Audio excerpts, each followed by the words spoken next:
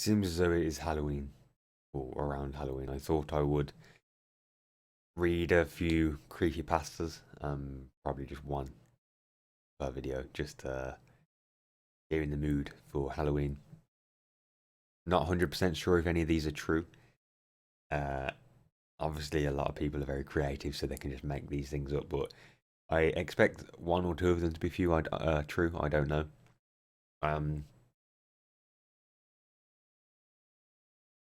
Not very good at this type of stuff. My voice isn't very spooky, so it's probably not going to scare you, but it's just pretty fun to listen to this type of stuff or read this type of stuff. Um, like I said, some of them might be true, and it is pretty interesting if they are, but we'll see. So this one is called The Basement.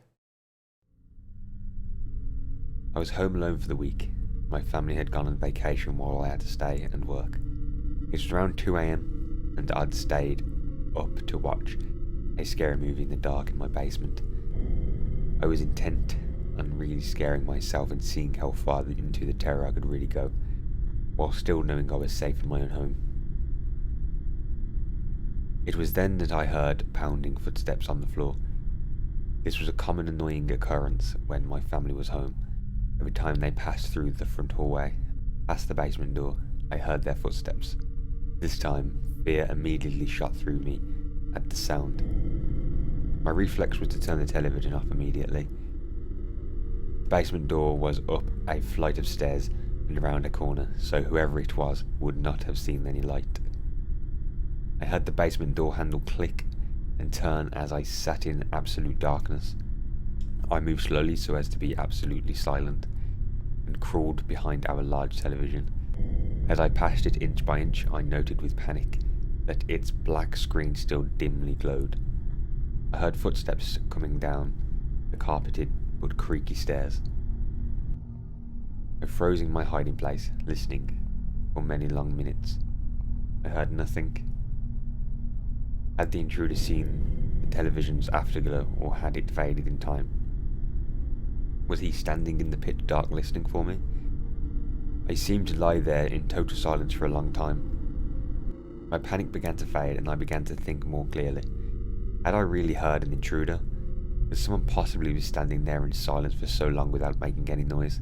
The basement was exceedingly quiet, that the silence itself began to hurt my ears.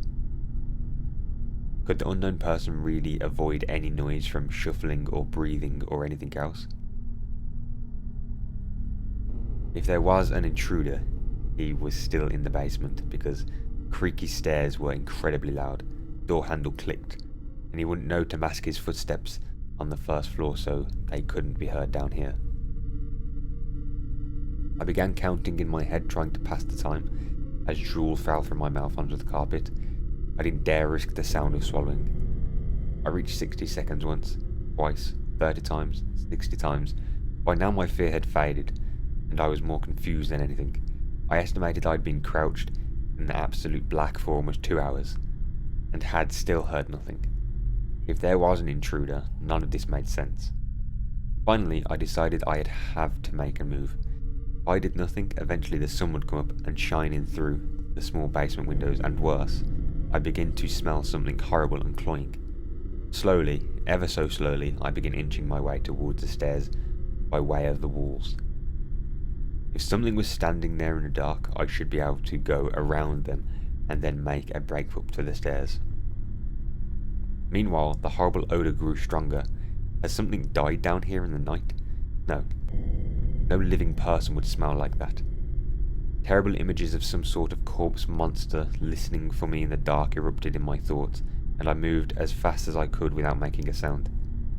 Just as I finally approached the stairs, there was an enormous clatter, as of something falling and collapsing on the floor. It was at that moment I leapt forward and crashed up the stairs, running out through the open basement door and my wide opened front door.